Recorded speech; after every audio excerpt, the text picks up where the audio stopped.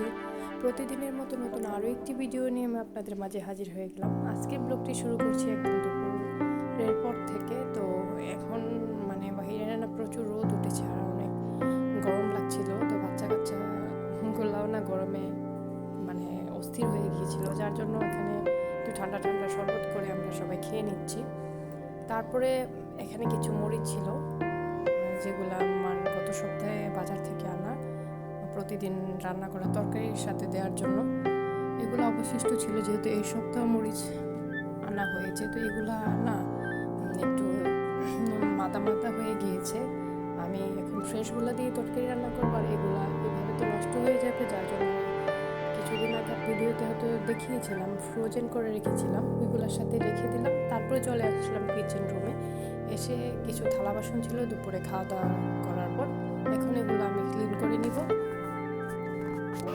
Video শুরুতে সবার কাছে ছোট্ট একটি অনুরোধ করব, যারা আমার চ্যানেলে নতুন, ভিডিওটিতে একটি লাইক দিননি, প্লিজ একটি লাইক দিয়ে পুরো ভিডিওটি কন্টিনিউ করবেন।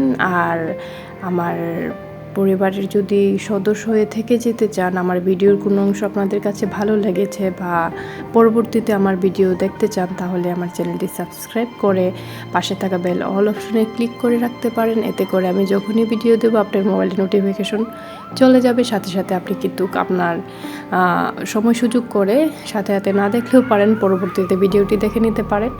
কথা বলতে বলতে আমার থালা বাসনগুলো ধোয়া শেষ। এখন এগুলা আমি পানিগুলো ঝরিয়ে তারপরে জায়গা মতো সেট করে নিব। আর অনেকেই আছেন না, ভিডিও দেখেন কিন্তু লাইক কমেন্ট কোনো কিছুই করেন না, তাদের উদ্দেশ্যে আমার এই কথাটি বলা। প্লিজ আপনারা একটি লাইক দিয়ে ভিডিওটি দেখবেন। আর আপনাদের যদি কোনো মন্তব্য থাকে, আমার ভিডিও রিলেটেড কিছু বলতে চান, তাহলে কিন্তু কমেন্ট বক্সে জানাতে পারেন। এতে করে আমি আপনাদের কমেন্ট পড়ে নিব এবং আপনাদের কমেন্টে রিপ্লাই দেওয়ার চেষ্টা করব। আর যারা অলরেডি আমার চ্যানেলটি সাবস্ক্রাইব করে লাইক কমেন্ট শেয়ার করছেন, তাদেরকে মনের অন্তঃস্থ থেকে ভালোবাসা এবং তাদের জন্য দোয়া রইল। তারপর আমি কিন্তু বিকেলেই এগুলা গুছিয়ে রাখছিলাম। আমি প্রায়শই কিন্তু রাত্রে রান্না করার চেষ্টা করি, যেহেতু বেবির স্কুল আছে। দুপুর টাইমে এসে গ্যাসেও পরিমাণ মতো গ্যাস পাওয়া যায় না, যার জন্য আমি রাতে রান্নাগুলো করে আগিয়ে রাখার চেষ্টা করি।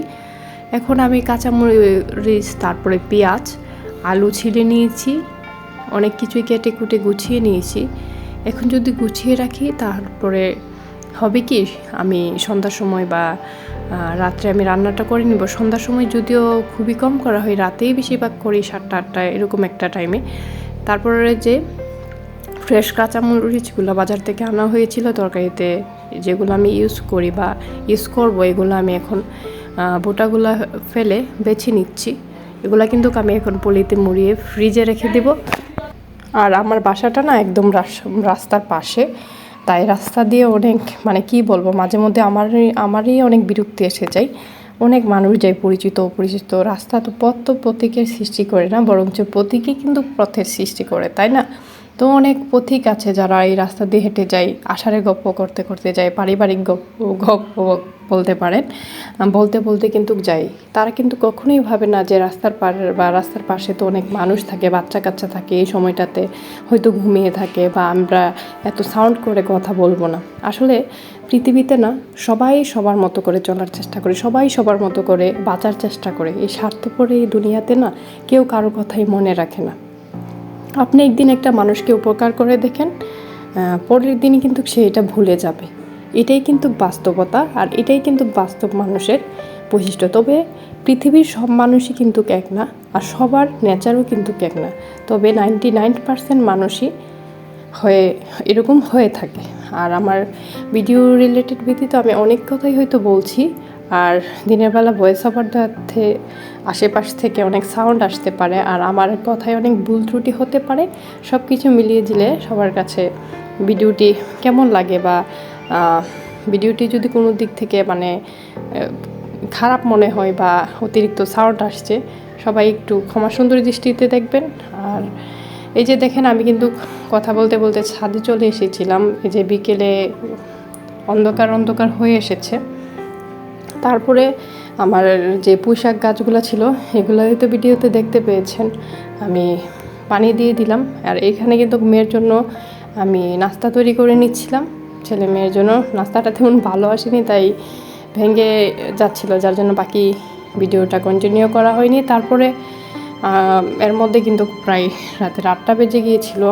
আর এই ভিডিওটা কিন্তু গতকালকের থেকে নেওয়া, এটাও ক্লিয়ার করে দিচ্ছি। আমি রান্না বসিয়ে দিয়ে দিচ্ছি, যেহেতু আমি ভয়েস ওভারটা দিচ্ছি, এটাতে কিন্তু আমি স্কিপ নিয়ে বা রেস্টে থেকে কিছুক্ষণ পরে কিন্তু ভয়েস ওভারটা দেওয়া হয় না, অনর্গল কিন্তু ভয়েস ওভারটা দেওয়া হচ্ছে। এই জন্য আমি আবারও বলছি, আমার কথায় মিস্টেক হতে পারে বা এক কথা দুইবার বলতে পারে আর বিভিন্ন সাউন্ড আসতে পারে। এতে আবারও বলছি, সবাই ক্ষমা সুন্দর দৃষ্টিতে দেখবেন। আর যেহেতু মনে করেন কথা বলে তেমন অভ্যস্ত না বা কথা অনেক দিক থেকে অনেকভাবে গুছিয়ে বোঝাতে পারি কি না জানি না, আপনারা কষ্ট করে বুঝে নেবেন। যারা আমার ভিউয়ার্স আছেন, সাবস্ক্রাইবার আছেন, সবার উদ্দেশ্যে কথা বলা। তো এখন না আমি মুরগির মাংস ভুনা করব।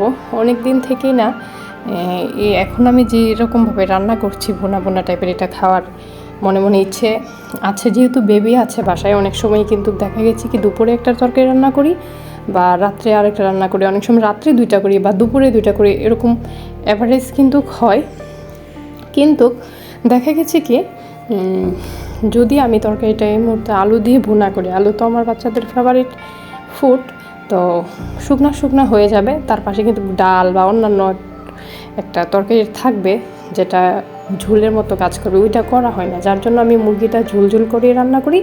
যেহেতু 2টা তরকারি এখন রান্না করব না, এটা দিয়ে যেন বেবিটা খেয়ে ফেলতে পারে। তো আমার না এই রান্নাটা করা হয় না, তো অনেক দিন পরে ভাবছি যে আজকে যেহেতু ডাল রান্না করব, তো এইভাবে রান্নাটা করি। এটা অনেকেই হয়তো করেন বা হয়তো কি মানে করেন খান, কিন্তু আমার কিন্তু ঝোল দিয়ে মানে তরকারি কিন্তু ঝোল দিয়ে পানির পরিমাণটা বাড়িয়ে দিয়ে খাওয়া হয়, এভাবে ভুনা ভুনা করে খাওয়া হয় না। তো আজকেরটা চেষ্টা করব একদম গ্রেভি আর মশলা বাড়িয়ে দিয়ে রান্না করার। কথা বলতে বলতে আমি মাংসটা কষিয়ে নিয়েছি, এখন আলুগুলা দিয়ে দিব, সাথে কিন্তু টমেটোও দিব। আর অপর চুলায় কিন্তু আমি ডাউল বসিয়ে দিয়েছি।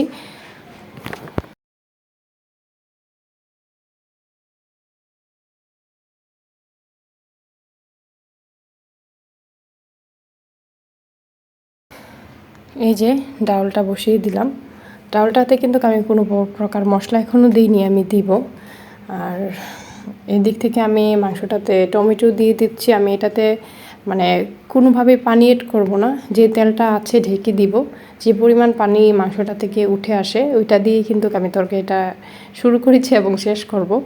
আর এর মধ্যে ডাউলের মধ্যে যা যা প্রয়োজন এটা আর দেখাতে পারলাম না, দিয়ে দিয়েছি। তেজপাতা দিয়ে দিলাম, কাঁচামরিচ, টমেটো দিয়ে দিলাম। আর তার মধ্যে কিন্তু ভাতটা হয়ে গিয়েছে। এখন এটা উঠিয়ে মার গেলে তারপরে ছেঁকা দিয়ে চুলাতে আমি এখন মুছে নিচ্ছি।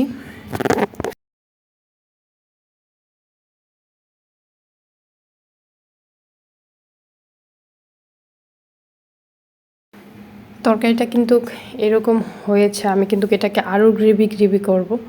আমি যেরকমটা চাচ্ছি একদম ঝোলটা শুকিয়ে ফেলার চেষ্টা করব আর কি।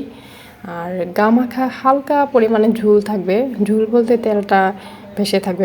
এই যে আমার তরকারি ফাইনাল লুক, আমার তরকারি কিন্তু হয়ে গিয়েছে। আর অপর চুলায় আমি কিন্তু ডালটা বাগার দিয়ে দিব। তো এই যে পেঁয়াজ ভেজে নিচ্ছি। এই মুহূর্তে সবার থেকে আমি বিদায় নিয়ে নিচ্ছি। সবাই ভালো থাকবেন, সুস্থ থাকবেন। আজকের ভিডিওটি এই পর্যন্ত। আল্লাহ হাফেজ।